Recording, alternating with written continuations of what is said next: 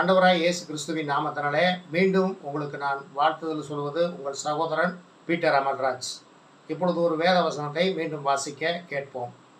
உண்மையாய் தொழுது கொள்கிறவர்கள் பிதாவை ஆவியோடும் உண்மையோடும் தொழுது கொள்ளும் காலம் வரும், அது இப்பொழுதே வந்திருக்கிறது. தம்மை தொழுது கொள்கிறவர்கள் இப்படிப்பட்டவர்களாய் இருக்கும்படி பிதாவானவர் விரும்புகிறார்.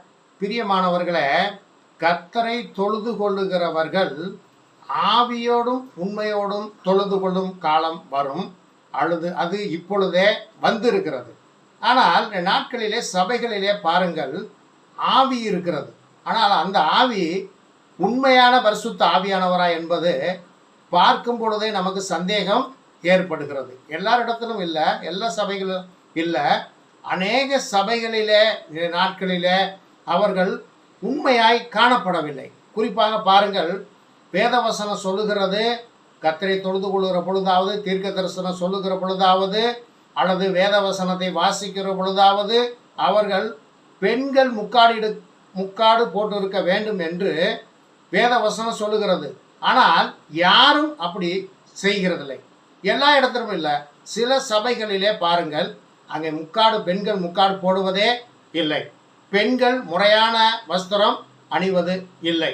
சபைக்கு எப்படி வர வேண்டும், எப்படி கர்த்தரை ஆராதிக்க வேண்டும் என்பது கூட தெரியாத இவர்கள் எப்படி பரிசுத்த ஆவியின் அபிஷேகத்தை பெற்றார்கள் என்பது சந்தேகத்துக்குரிய ஒரு காரியமாக இருக்கிறது. ஆகவே பிரியமானவர்களே, அங்கே இவர்களிடத்திலே உண்மை இல்லை என்றால் அங்கே என்ன ஆவி இருக்கும் என்பதை நீங்களே நிதானித்துக் கொள்ளுங்கள். ஆகவே பிரியமானவர்களே, நீங்கள் எல்லாவற்றையும் கவனித்து பார்க்கணும். வேத வசனத்தையும் ஒப்பிட்டு நீங்கள் பார்க்க வேணும். இன்னும் பாருங்க, சபைகளிலே அநேக குழப்பமான காரியங்கள் காணப்படுகிறது.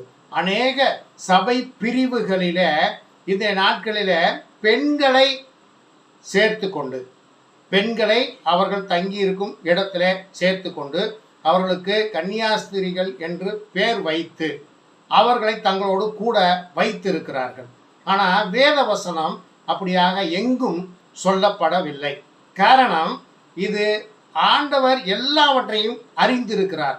ஆகவே அதை அப்போஸ்தலனாகிய பவுல் மூலமாக தீமோத்தேயுவுக்கு எழுதின நிருபத்தில் எழுதும்போது சொல்லுகிறார், விதவைகள் கூட்டத்தில் 60 வயதிற்கு மேற்பட்டவர்களை நீ அதிலே சேர்த்து கொள்ள வேண்டும்.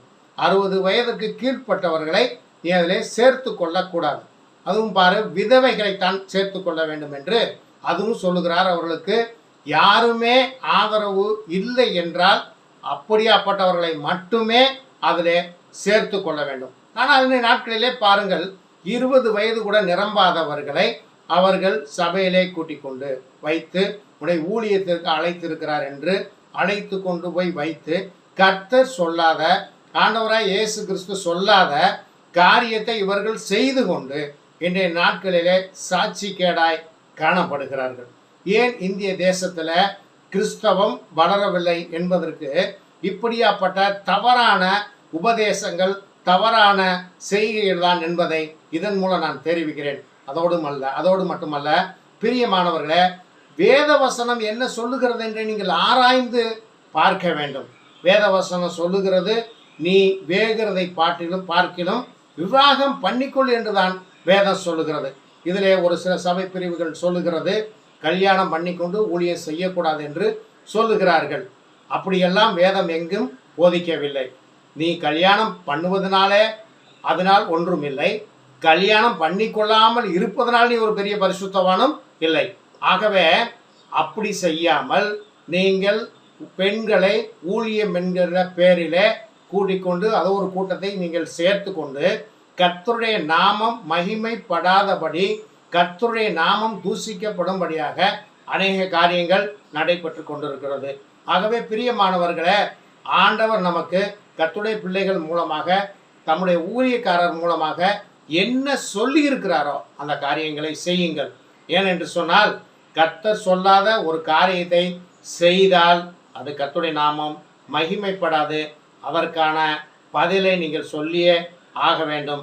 ஆகவே பிரியமானவர்களே, இன்றைய நாட்களிலே இந்திய தேசத்திலே கிறிஸ்தவம் வளராமல் போவதற்கும் அநேகர் ரட்சிக்கப்படாமல் போவதற்கும் இன்றைய நாட்களிலே அநேக கிறிஸ்தவர்கள் மத்தியிலே சாட்சி கேடாய் காணப்படுகிறது.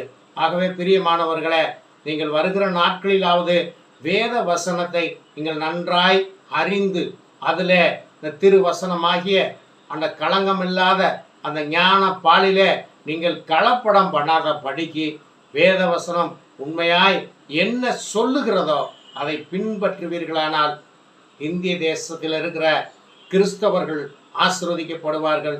ஆசீர்வதிக்கப்பட்ட கிறிஸ்தவர்கள் மூலமாக அநேகர் ரட்சிக்கப்படுவார்கள். இந்திய தேசமே ரட்சிக்கப்படும். ஆகவே அதனால் தான் ஆண்டவர் சொன்னார், அப்பொழுதே ஆண்டவர் சொல்லிவிட்டு போய்விட்டார், அவர்கள் சொல்லுகிற பிரகாரம் நீங்கள் செய்யுங்கள், அவர்கள் செய்கிற பிரகாரமாக நீங்கள் செய்ய வேண்டாம் என்று சொல்லிவிட்டு போய்விட்டார். காரணம், இப்படியெல்லாம் நடக்கும் என்று அப்பொழுதே ஆண்டவராய் இயேசு கிறிஸ்து அறிந்து இருந்திருக்கிறார். ஆகவே அப்படிப்பட்ட காரியங்களெல்லாம் சொல்லி இருக்கிறார். ஆகவே பிரியமானவர்களை, நாம் எதை செய்தாலும் சபைகளிலே நாட்களில் எதை செய்தாலும் ஒழுங்கும் கிரமமுமாக இருக்க வேண்டும் என்று கர்த்தராய் இயேசு கிறிஸ்துவின் நாமத்தினாலே உங்களை கேட்டுக்கொள்கிறேன்.